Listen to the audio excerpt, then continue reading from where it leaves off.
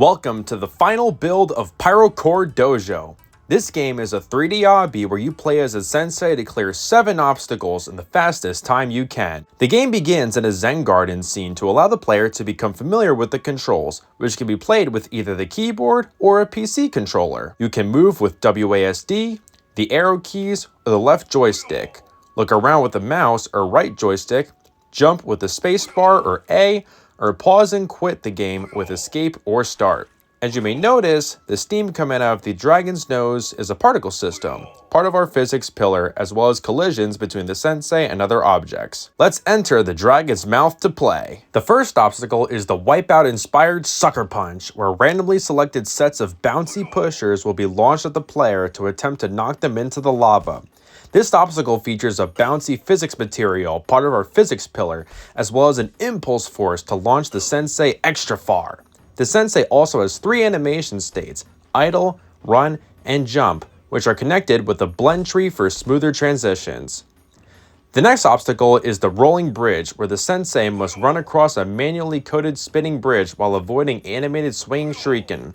The swinging shuriken are part of our animation pillar for their animated movements, and the rolling bridge is part of our physics pillar for displaying realistic changes in the player's position as it rotates. Each of these unique colored squares are checkpoints, and the player will spawn at the most recent one reached after falling into the lava, so no need to worry about perfect runs. However, take note that there is a 10-second penalty each time you fall in the lava, so try to get through the obstacles as best as you can. Next is my favorite obstacle, the ball pit.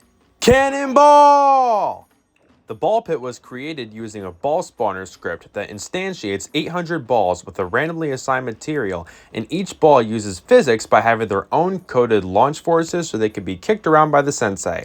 After obtaining the key, the door to the ball pit opens, and we can now advance to the spinning totems. The spinning totems are part of our animation pillar since they are animated and also use physics by knocking the sensei off the balance beam if the player fails to jump over them. Wow. After the totems is our most challenging obstacle, the alternating cones obstacle.